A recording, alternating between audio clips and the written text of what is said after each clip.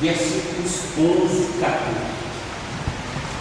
Eu gostaria de dizer à amada igreja que durante algumas semanas nós temos falado enfaticamente sobre sonhos, sobre realizações, o ponto de equilíbrio disso tudo.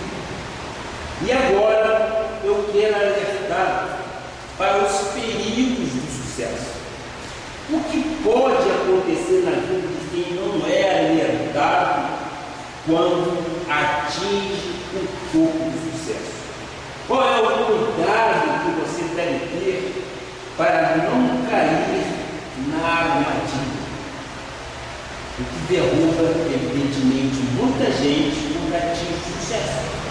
Contudo, eu entendo que você já está preparado e essa armadilha não chegará até você, porque você é um amado, é um abençoado, e você sabe sim que há um ponto de equilíbrio para que você não seja de uma forma soberba com aquilo que Deus te dá. Então, eu quero sim, neste momento, trocar alguma ideia a respeito deste assunto. Cuidado com as armadilhas do sucesso. E o texto diz exatamente o seguinte: atente também para os pequenos detalhes que estes versículos têm, porque eles trazem aí algumas explicações exatamente daquilo que nós queremos mostrar aí. O que diz a palavra? Guarda-te, não te esqueças do Senhor teu Deus, não cumprindo os seus mandamentos, os seus juízos e os seus estatutos, que hoje te ordeno o seguinte: para não suceder que depois de teres comido e estiveres farto, depois de haveres edificado boas casas e morado nelas, depois de se multiplicar os teus gados e os teus rebanhos, e se aumentar a tua prata e o teu ouro, e ser abundante tudo quanto tens, se eleve teu coração e te esqueça do Senhor teu Deus, que te tirou da terra do Egito, da casa da servidão. Nestes versículos, eu chamo, nas entrelinhas destes versículos, estão contidos algumas armadilhas que têm derrubado algumas pessoas que alcançaram o sucesso. Nós temos que ter, sim, cuidado também com aquilo que se alcança, até mesmo porque não se mantermos no topo do sucesso. E para que possamos parafrasear, eu quero colocar aqui exatamente a posição daquele ex-jogador de futebol, o Mané Garrincha. Eu creio que a maioria de vocês conheceram ou ouviram falar de Mané Garrincha. Mané Garrincha foi o maior lateral da direita do novo, e ele ganhou muito dinheiro, mas não teve equilíbrio em sua vida, acabou perdendo tudo, e eu conheci o túmulo onde ele foi enterrado, lá na cidade chamada Cidade de Palmeiras, no estado do Rio de Janeiro. Por exemplo, este é um exemplo de quem chegou ao sucesso, mas não soube cuidar do sucesso. Por quê? Primeiro, não tinha os esclarecimentos que o altar da igreja Cristo traz. Ele se deixou enveredar por onde? Exatamente pela bebida. E a bebida o destruiu de uma tal forma que ele não serviu para nada. Só deixou uma família muito grande e muitos problemas para serem resolvidos. Mas, glória a Deus por isso tudo, acontece na vida do ímpio. Mas na vida do cristão, nós estamos sendo treinados a quê? A crescer E a crescer de que forma? Crescer de uma forma sólida, com os conhecimentos que Deus nos dá, para que nós não possamos, não tenhamos o desprazer de cair em algumas armadilhas, que depois de ter tudo abundantemente, poderá sim ser desfeito, até mesmo porque a natureza humana coloca o homem às vezes de uma forma soberba, e nós não podemos caminhar por este caminho.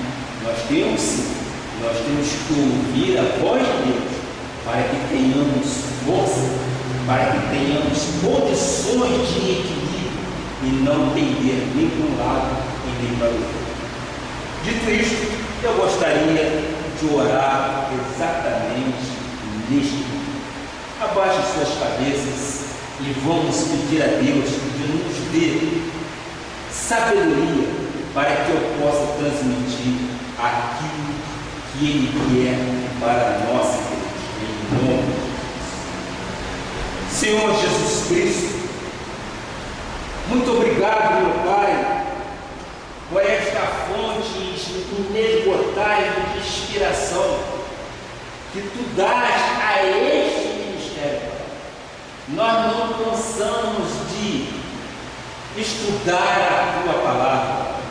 Nós temos um prazer muito grande de ouvir de que Tu és verdadeiramente o nosso pastor. E Tu tens cuidado de cada momento de nossas vidas. Ó meu Pai, nós falamos aqui por várias vezes de sonhos, falamos de realizações de sonhos, falamos sim de equilíbrio, Pai.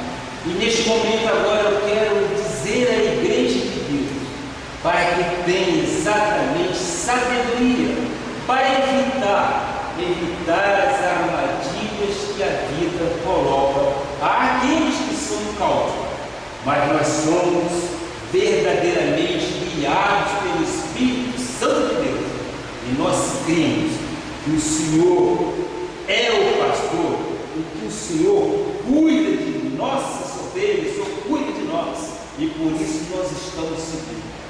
Pai, eu te peço agora, eu levo o meu pensamento cativo à tua obediência, Pai. Eu te peço que o Senhor me dê sabedoria para que eu possa transmitir à tua igreja aquilo que tu queres, Pai. Aos internautas que nos assistem através do nosso site, Pai, que eles tenham sim sabedoria para que possam lidar com situações. Depois de estar no topo, este tem que ser mantido, que não haja soberba em nossas vidas. Nós oramos com fé, crendo que o Senhor já tem cuidado de nós, em nome de Jesus. E todos digam amém, amém. Glória a Deus.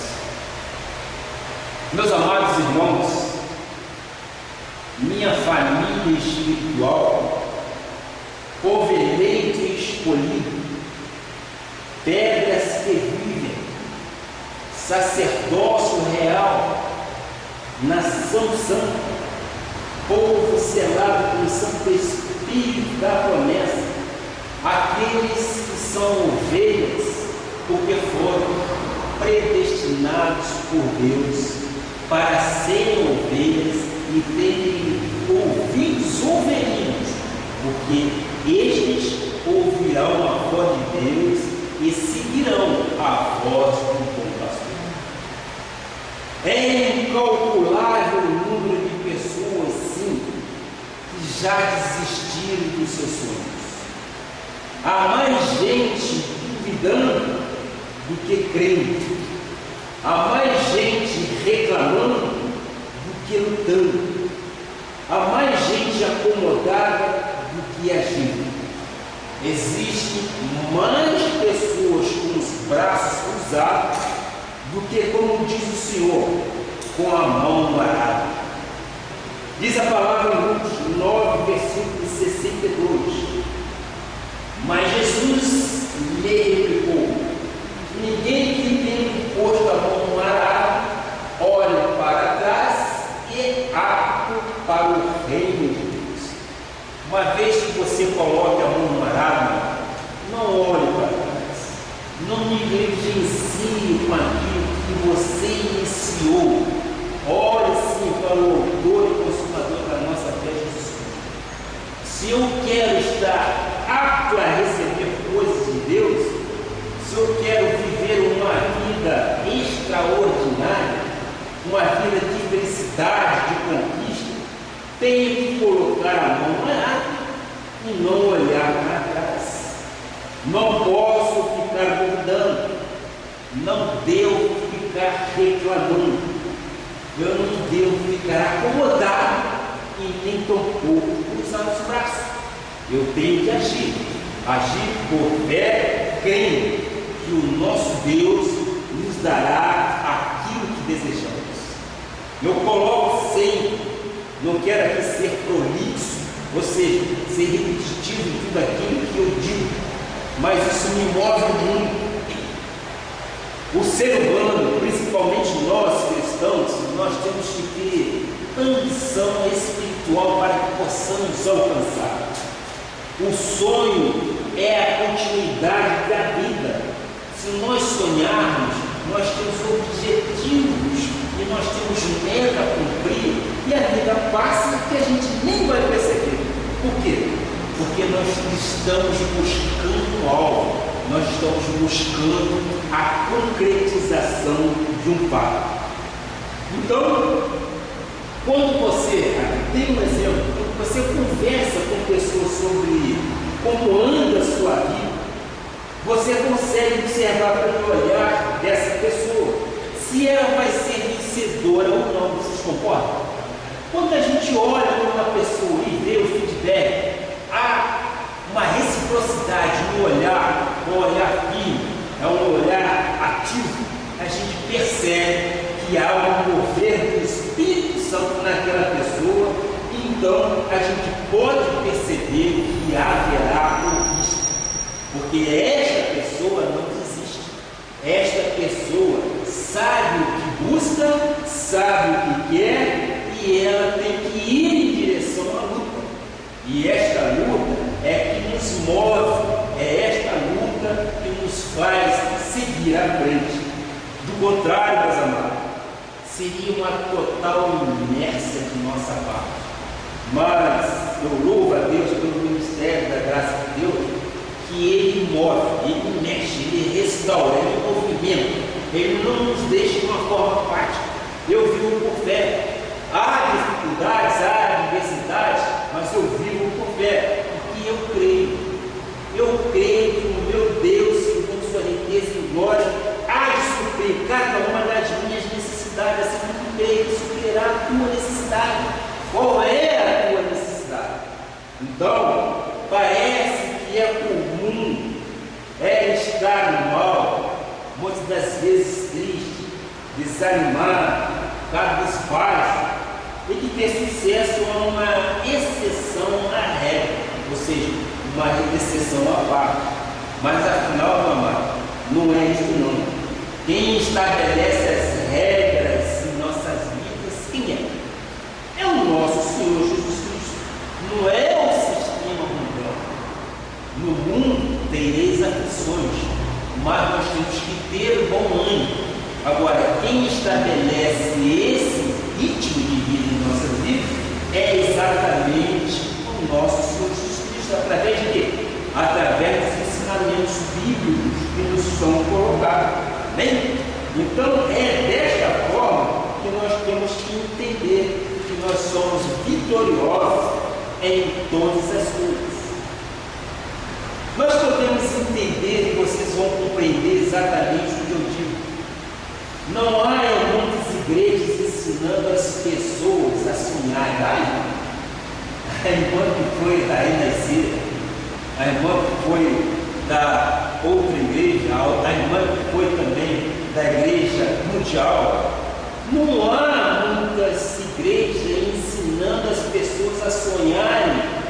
O comum, o normal, parece que é viver mal, fazendo culto de libertação, fazendo corrente e outras coisas desta natureza que não nos leva a nada. a tal ponto que, quando você diz que está tudo bem, as pessoas estranham. Tudo bem? Por que tudo bem se na minha vida tem isso ou aquilo? Nós temos que ser enfáticos. Se nós não dissermos que está tudo bem, o mal sobrepõe sobre nossas vidas. E nós temos que ser deliberadamente convictos que Deus tem o controle. Se Ele tem o controle, tudo vai bem. E a própria palavra diz que todas as coisas cooperam com o bem daquele que ama o Senhor.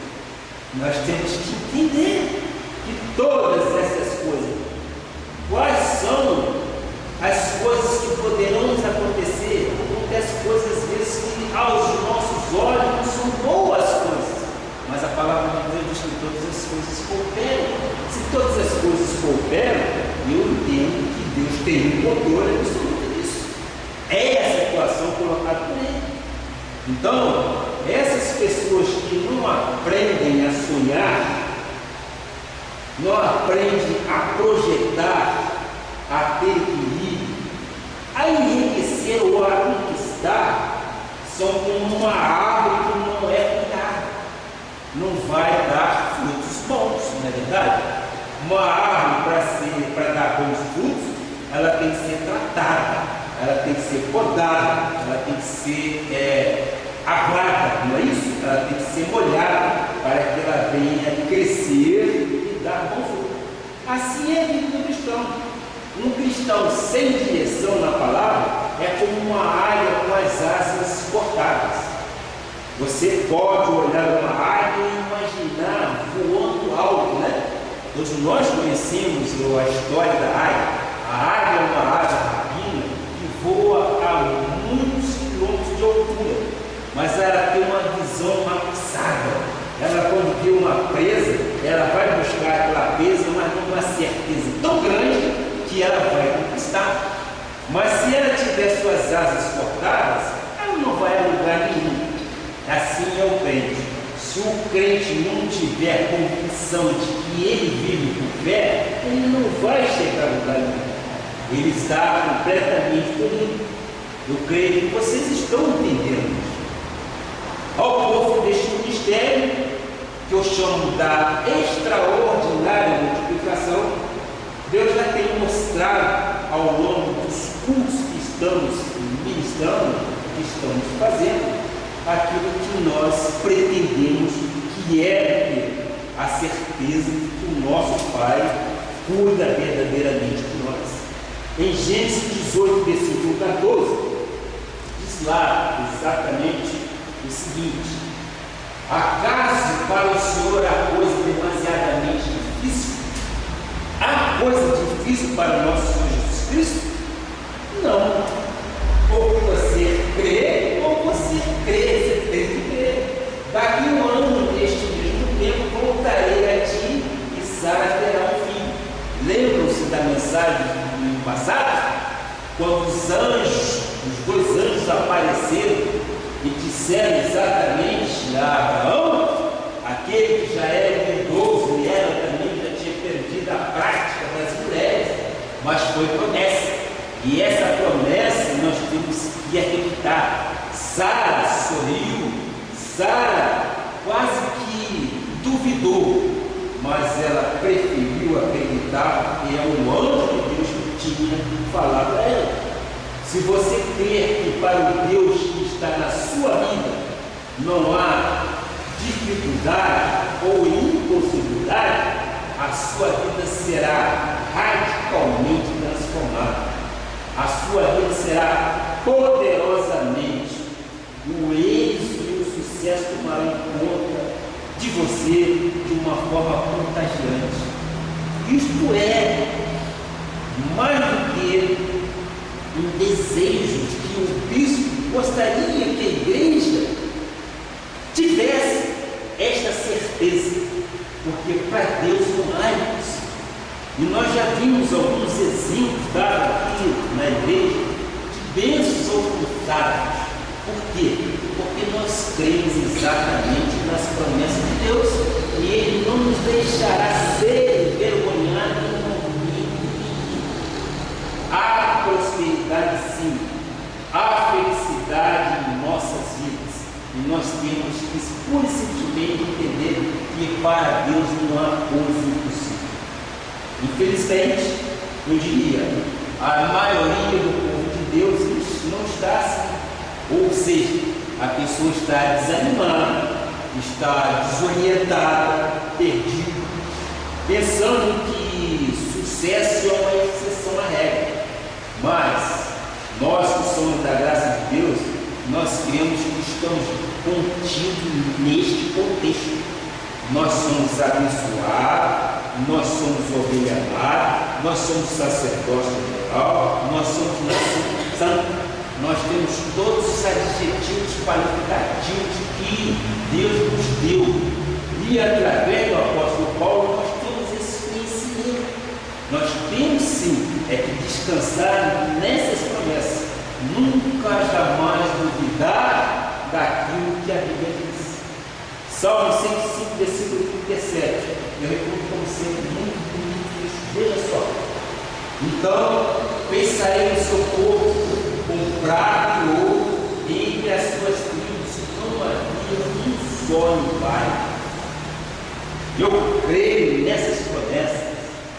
Eu creio, meu povo, que tem acreditado na profecia que em 2013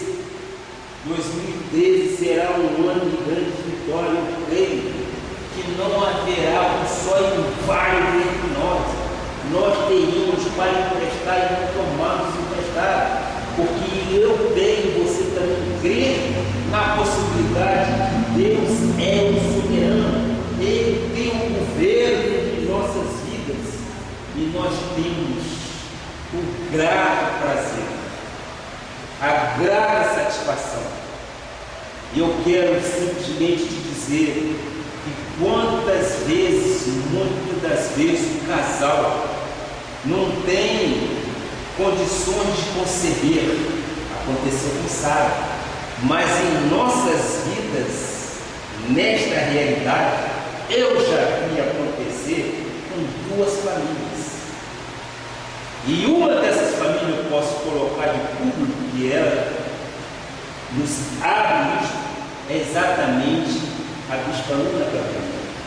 A bispa Ana Carolina era uma pessoa que não tinha condições, mas ela orou a Deus e Deus deu dois lindos meninos no casamento. E ela fez então naquela ocasião um hino de gratidão. Que te darei, ó Deus, por tantos benefícios. Nós cantamos com isso aí.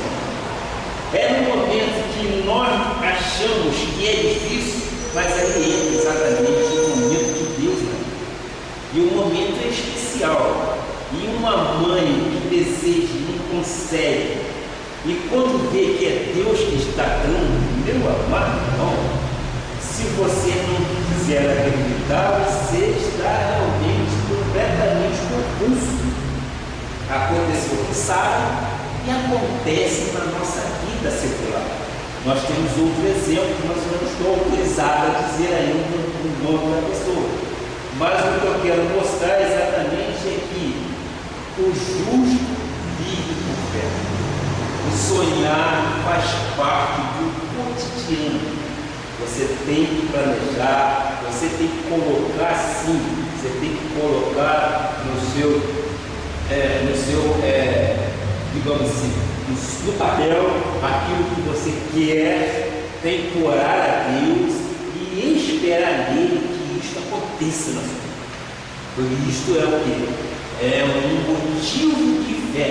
E Deus se agrada, porque a própria palavra diz: sem fé é impossível agradar a Deus. Sara e Abraão tiveram fé e conseguiram exatamente que o filho da promessa viesse, não é isso? Então isso não é uma história da promessa. Isso é uma história real. Acontece nos dias de hoje. Eu perguntava assim: Deus, para o povo deste ministério que está sendo orientado na palavra, que está sendo motivado a crer no sonho, no sucesso, como vai ser a vida de cada um?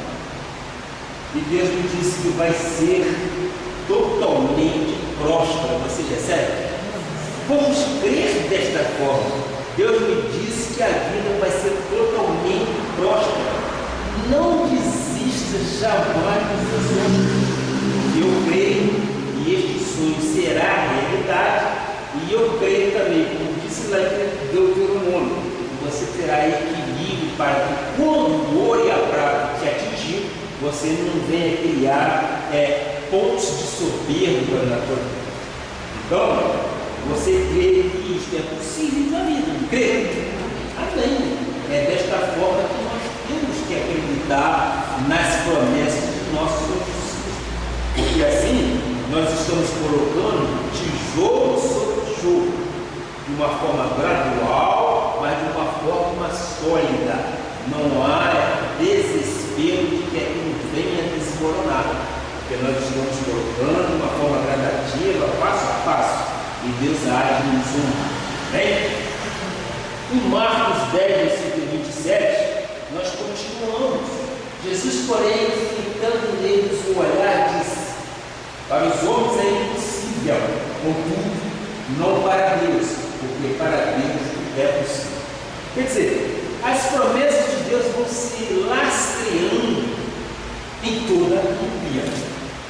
E nós que somos crentes, nós temos que crer que isso tudo não são palavras de fácil coloquial, não são palavras de ajuda, não. São palavras que movem o nosso espírito. Olha, amados irmãos, nós temos que crer que para Deus não há impossível. Nós temos que saber que os cuidados dele para conosco são cuidados de pai para a ovelha. E a ovelha que ouve a voz do nosso Senhor Jesus Cristo, ela segue de uma forma muito natural. E ela segue sem contestar nenhum dos pontos. Por quê? Porque ela sabe que está indo no bom caminho. Então, meu amado, eu creio que você tem que aprender a administrar o sucesso.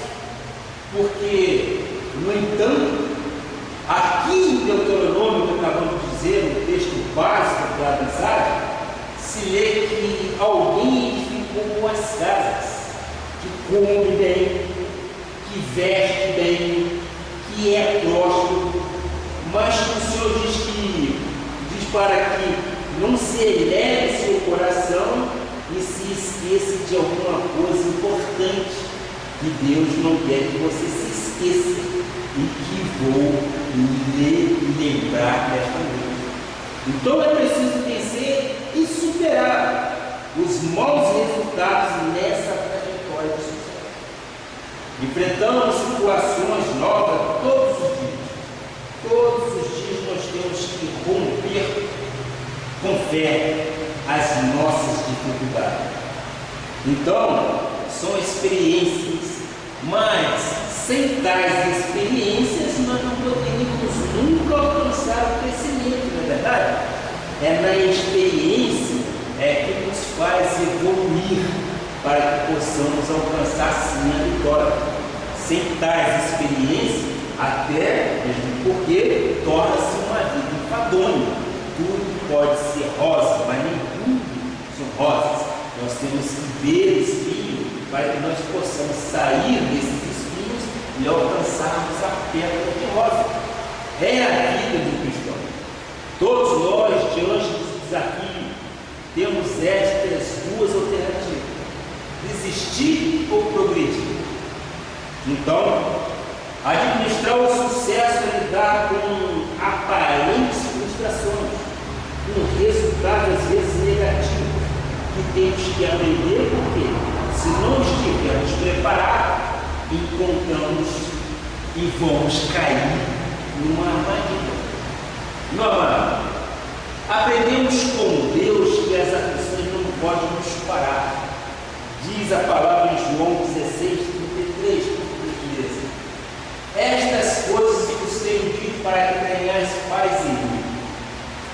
E eu quero aqui voltar ao momento de oração que nós fazemos, o retorno da paz que nós temos interior como sendo de grande valia. Porque uma vez que nós temos pais, nós temos condições de começar a resolver os nossos problemas que a vida nos coloca. Mas para isso nós temos que ter paz. E aí João diz: estas coisas eu tenho para ensinar os pais em mim. No mundo passais por aflições, mas tem como ânimo, eu venci o mundo. Então, eu e você temos aflições, não é verdade? Nós temos aflições. Nós não somos diferentes do ser humano que está lá fora. Nós temos aflições, mas nós sabemos vencer tais aflições, porque nós estamos fortalecidos no Senhor, nós estamos fortalecidos na palavra de Deus que Ele nos diz: no mundo tereis aflições, mas tem como ânimo, eu venci o mundo. É isso que nos dá força. Então, é só crescer um pouco que logo aparecem essas armadilhas para tentar derrubar as pessoas. E eu vou explicitar aqui em rápidas palavras quais são as armadilhas do sucesso. Se você quiser, ignore, porque é importante nós alcançarmos o sucesso, mas nós não podemos exatamente entrarmos ou deixar que as armadilhas nos cerquem. Então vamos. Primeira armadilha que poderá acontecer: vaidade pessoal ou soberba. Você pode ter uma autoestima elevada, inclusive é muito bom. Você pode ter uma autoconfiança, isso também é muito bom. Você pode ser alguém muito seguro, mas isso em excesso pode lhe prejudicar e apaga a luz da humildade que leva a ser grande e honrado por Deus. Por quê? Porque neste momento que apaga a luz da humildade, você começa a abandonar aquilo que o nosso Pai nos ensina. E você começa a valorizar o seu próprio eu. E não é o seu eu que te governa. Quem te governa é o nosso Jesus. Então nós temos que ter os olhos iluminados para que possamos enxergar exatamente qual é o momento que nós temos que pensar e repensar sobre nossas atitudes. Eu e você já vimos acontecer coisas incríveis com líderes espirituais. Não temos exemplo? Não precisamos citar nomes, mas nós já vimos pastores renomados caírem exatamente de onde? Por quê? Porque estavam crescendo, a soberba estava crescendo exatamente aquele sucesso pessoal e colocando Deus em segundo lugar. Deus, a quem nós seguimos, tem que ser exatamente o nosso mundo. Nosso Paracleto é o nosso Jesus Cristo. E nós devemos olhar pura e simplesmente para o autor e consumador da fé, Jesus. Nós não devemos olhar para o homem. O homem natural começa a cair até no próprio. É isso? Ou seja, na vergonha. Provérbio de Salomão, que é um grande sábio, Salomão, Provérbio de Salomão, 29:23 diz: é um exemplo que é soberba do homem não abaterá, não é verdade? A soberba do homem não abaterá, mas o humilde de espírito terá honra. Glória a Deus por isso. Nós temos que ser humilde de espírito para que possamos alcançar então honra de Deus. Na verdade, a pessoa vem com a luz da humildade, que a leva a ser grande, mas se ela cai na armadilha da soberba, ela apaga esta luz e é abatida. Depois, Provérbios 16:18, ele continua: a soberba procede à ruína, e a altivez do espírito a queda. Normalmente, o soberbo já é predisposto à ruína, não é verdade? Muitas das vezes ele já carrega isso dentro do seu íntimo. ele muitas das vezes é soberbo, não deixa aquilo transparecer. Mas no momento em que ele começa a alcançar os seus objetivos, começa assim a mostrar o que é a soberba. Então o soberbo, ele já predispõe à ruína, porque isso é nada, é dele. Mas nós temos que ter olhos iluminados para sabermos exatamente aonde, qual o momento que ela quer nos atingir, para que possamos continuar no topo exatamente do sucesso. O Dr. Lucas, que foi um grande mestre, todos nós sabemos, Lucas 16:10, diz o quê? Quem é fiel no pouco, também é fiel no muito. E quem é injusto no pouco, também é injusto no muito. Aqui está exatamente um sinônimo de tudo aquilo que nós estamos dizendo. Porque aquele que é injusto, o soberbo, no muito, já é soberbo. Mas o sucesso fortaleceu simplesmente a sua soberba, apoio à sua vaidade. Ele veio e apoiou. Mas quem é humilde, ele é uma pessoa amada, ele é uma pessoa tranquila, ele é uma pessoa moderadora.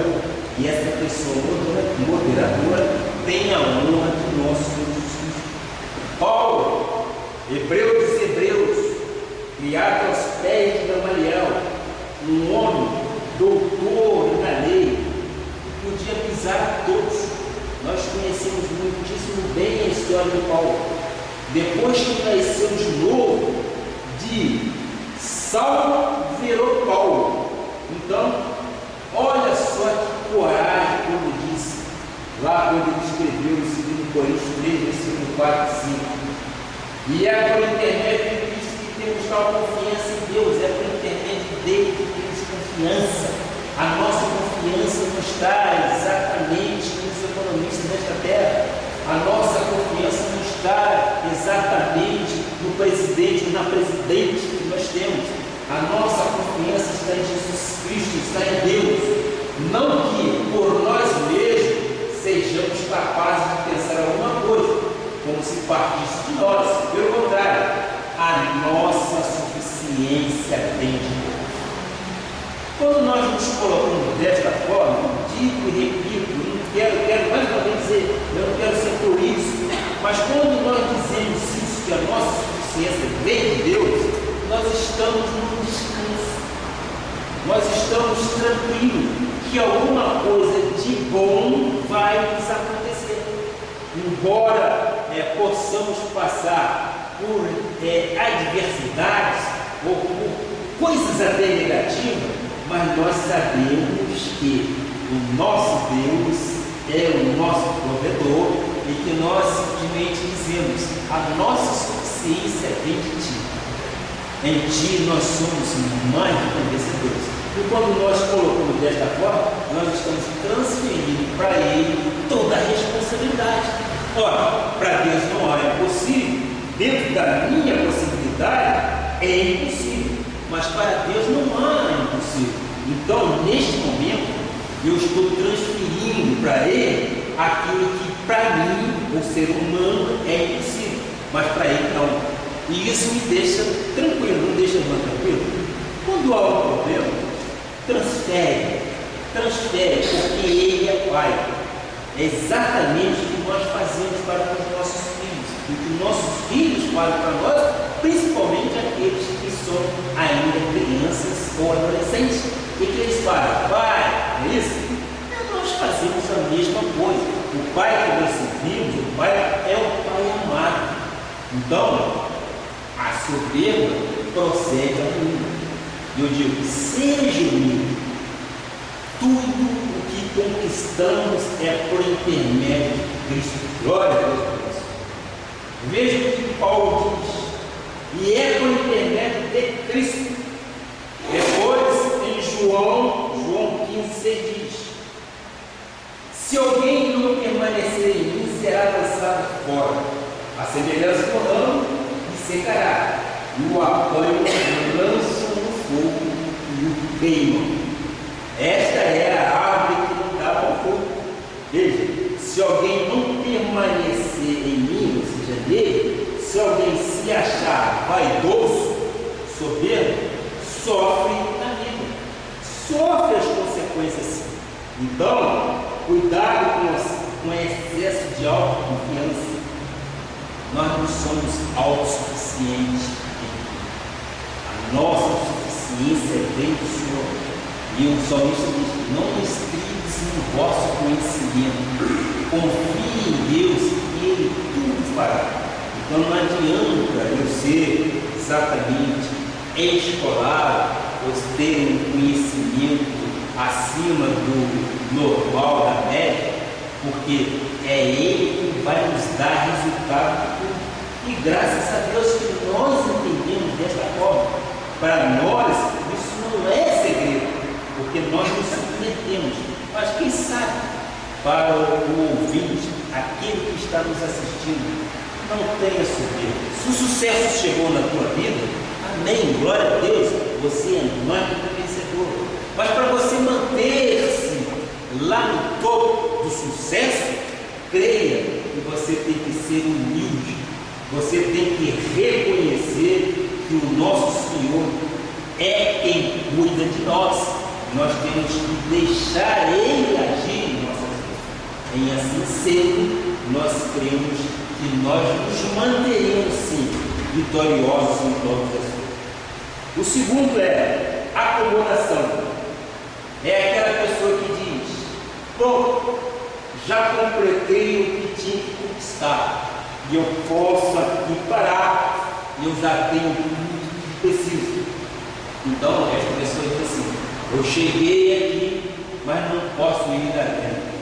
Eu digo: amado, você deve sempre olhar para frente, olhar continuamente, conforme eu disse anteriormente. O sonho é que vai te alavancar para que você possa conquistar.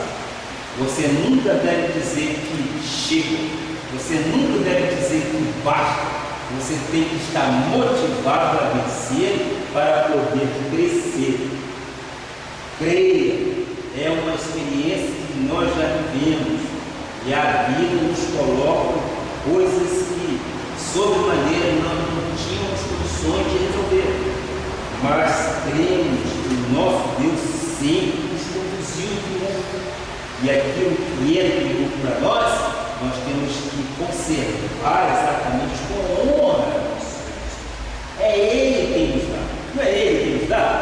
Se é Ele quem nos dá, nós temos que dizer muito obrigado, muito obrigado, muito obrigado. E há então um reconhecimento disso tudo. Então aqui está exatamente o acomodado. Ele olha para o vento e para as nuvens e não semeia e não colhe. Aquele que fica só olhando para o que está acontecendo, ele não vai chegar a lugar nenhum, não é verdade? Nunca, em hipótese alguma, ele vai chegar a lugar nenhum, porque ele está simplesmente apreciando, ele está simplesmente olhando, mas ele não está conquistando, ele não está lutando, ele está de braços cruzados, esperando talvez que alguma coisa caia do céu. E eu disse exatamente na semana passada que nós não vivemos de sorte. A sorte jamais vai bater na nossa porta, porque não é assim. O crente não vive dessa forma, o crente vive por fé, e é esta fé que vai movimentar exatamente o seu caminhar. Eu quero agora mostrar para você exatamente aquilo que passou com Josué. Nós conhecemos a história de Josué. Nós conhecemos e sabemos que ele teve uma missão para que os muros caíssem. Ele não poderia simplesmente ficar olhando e desejando que os muros caíssem. Qual foi a determinação do nosso Deus para que as muralhas caíssem e elas fossem rodeadas e que ele gritasse? Aí sim, as muralhas vão cair.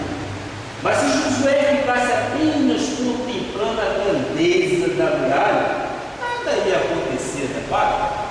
Então saibamos como agir no momento de dificuldade. Você pode perceber que há mais gente que braços cruzados do que agindo. Imagine só Moisés. Se Moisés ficasse olhando para o mar ia se abrir. Estamos dando exemplos aqui exatamente do que seria a acomodação para esses, mas nós não somos acomodados. Ele e o povo teriam morrido. Por quê? Pois atrás estava o exército de Faraó, mas ele agiu. Outro exemplo que nós sempre falamos, eu gosto muito, é falar da vida de Davi. Davi, se ficasse simplesmente olhando para o gigante Golias, ele ia vencer aquela batalha? De jeito nenhum. Se ele temesse que venceria aquela batalha, imagina você, Neemias. Se Neemias só ficasse olhando a cidade destruída, como é que ele ia reconstruir aquela cidade?